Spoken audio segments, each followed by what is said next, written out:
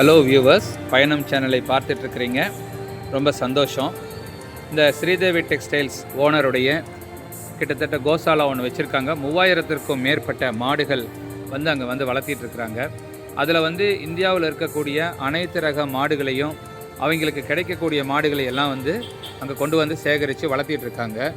அதில் ஒரு சில மாடுகளை, காளைகளை, அதாவது ஸ்ரீதேவி டெக்ஸ்டைல்ஸுக்கு சைடில் அவங்க காட்சிப்படுத்தியிருக்கிறாங்க.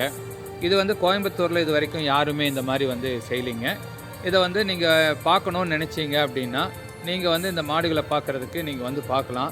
அது அப்போ ரொம்ப பாதுகாப்பான முறையில் அது நல்ல முறையில் கட்டியும் வச்சுருக்காங்க. அதுக்கு 2-3 ஒர்க்கர்ஸை பாதுகாப்பாக போட்டிருக்கிறாங்க.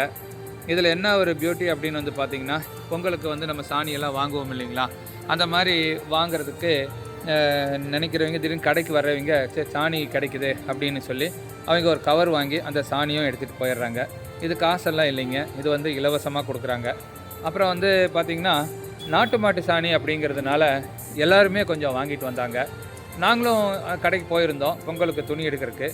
நாங்களும் அதிலிருந்து கொஞ்சம் சாணி எடுத்துகிட்டு வந்தோம். இது ஒரு சென்டிமெண்ட்டாகவும் நாங்கள் இந்த இடத்துல போடலாம் அப்படின்னு சொல்லி நாங்கள் வாங்கிட்டு வந்தோம். நீங்கள் கோயம்புத்தூரில் இருக்கிறவங்க, உங்களுடைய தெரிஞ்சவங்க, அவங்களுக்கெல்லாம் நீங்கள் இதையே ஷேர் பண்ணுங்கள். முடிஞ்ச அளவுக்கு என்னுடைய சேனலை பார்க்குறவங்க நீங்கள் சப்ஸ்கிரைப் பண்ணுங்கள், ஷேர் பண்ணுங்கள். அப்போ தான் நாங்களும் சேர்ந்து வளர முடியும். இந்த மாடுகள்லாம் ரொம்ப ஜைஜாண்டிக்காக இருக்கிறத பார்த்து பரவசமாகி கிட்டத்தட்ட ஒரு 2 மணி நேரம் நம்மளை நம்மளுடைய மன அமைதியாகவும் அந்த இடத்துல உட்கார வச்சிருது. இதெல்லாம் எவ்வளோ ஒரு நல்ல விஷயங்க. இது வரைக்கும் கோயம்புத்தூரில் யாரும் செய்யலை. செய்கிற ஓனருக்கு நீங்கள் ஒரு வாழ்த்தும் சொல்லிவிட்டு நீங்கள் இதை பார்வையிட்டுட்டு போகலாங்க.